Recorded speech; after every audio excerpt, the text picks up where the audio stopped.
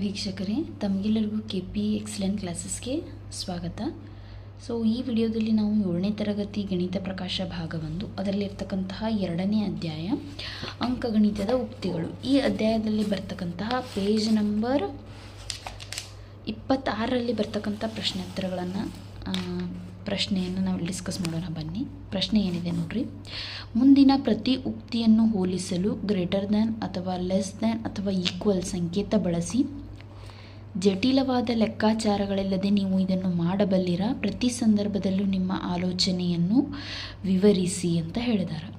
ಇಲ್ಲಿ ನೋಡ್ರಿ, ಇಲ್ಲಿ ನಾವೇನು ಮಾಡ್ಬೇಕಂದ್ರೆ ಆ್ಯಕ್ಚುವಲ್ ಕ್ಯಾಲ್ಕುಲೇಷನ್ ಮಾಡಲಾರ್ದೇನೆ ಇದು ದೊಡ್ಡದಿದೇನೋ ಸಣ್ಣದಿದೇನೋ ಅಥವಾ ಈಕ್ವಲ್ ಇದೇನೋ ಅನ್ನೋದನ್ನು ನಾವೇನು ಮಾಡಬೇಕಾಗಿದೆ, ಇಲ್ಲಿ ತುಂಬಬೇಕಾಗಿದೆ. ಸೊ ಪ್ರತಿ ಆಲೋಚನೆಯನ್ನು ಪ್ರತಿ ಸಂದರ್ಭದಲ್ಲಿ ನೀವು ಯಾವ ರೀತಿ ವಿಚಾರ ಮಾಡಿ ಇದನ್ನು ಮಾಡಿದಿರಿ ಅಂತಕ್ಕಂಥದ್ದನ್ನು ಬರೀರಿ ಅಂತ ಹೇಳಿದ್ದಾರೆ. ಸೊ ನಾನು ಹೇಳ್ತೀನಿ, ನೀವು ಬರಿತಾ ಹೋಗ್ರಿ. ಇಲ್ಲಿ ನೋಡ್ರಿ, 245ಕ್ಕೆ 289 ಕೂಡಿಸಿದ್ದಾರೆ. ಇಲ್ಲಿ 246ಕ್ಕೆ 285 ಕೂಡಿಸಿದ್ದಾರೆ. ಸೊ ಇಲ್ಲಿ ನೋಡ್ರಿ, ರಾಜನ ಬಳಿ ಅವರ ಹಿಂದೆ ಪೇಜ್ನಲ್ಲಿ ಕೊಟ್ಟಂಥ ಉದಾಹರಣೆಯನ್ನು ನಾನು ತಗೋತಾ ಇದ್ದೀನಿ.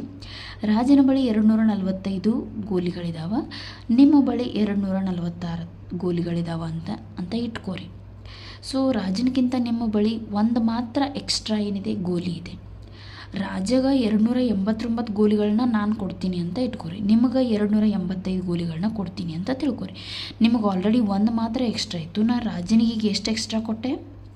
5ಕ್ಕಿಂತ 9 ದೊಡ್ಡದಿದೆ. ಎಷ್ಟು ದೊಡ್ಡದಿದೆ? 4 ಎಕ್ಸ್ಟ್ರಾ ಗೋಲಿ ಕೊಟ್ಟೆ. ನಿಮ್ಮ ಕಡೆ ಬರೀ 1 ಎಕ್ಸ್ಟ್ರಾ ಗೋಲಿ ಇದೆ, ರಾಜನ ಬಳಿ 4 ಎಕ್ಸ್ಟ್ರಾ ಗೋಲಿಗಳಿವೆ. ಹಾಗಾದರೆ ಇದ್ರ ಸಮ ಜಾಸ್ತಿ ಆಯಿತು, ಇದ್ರ ಸಮ ಜಾಸ್ತಿ ಆಯಿತು. Of course 245 + 289 is greater than 246 + 285.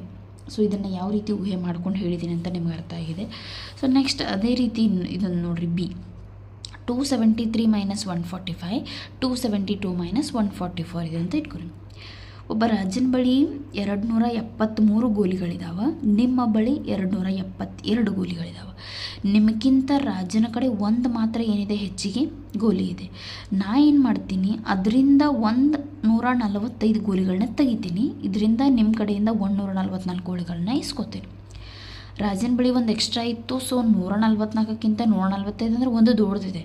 So ನಿಮಗಿಂತ ಒಂದು ಎಕ್ಸ್ಟ್ರಾ ಗೋಲಿ ಅವನ ಕಡೆ ಇಸ್ಕೊಂಡೆ ಅಂದರೆ ಇಬ್ಬರ ಕಡೆ ಸೇಮ್ ಗೋಲಿನೂ ಉಳಿತಾವು. ಸೊ ನಾನು ಏನು ಬಳಸ್ತೀನಿ, ಇಲ್ಲಿ ಸಮಚಿಹ್ನೆಯನ್ನು ಬಳಸ್ತೀನಿ.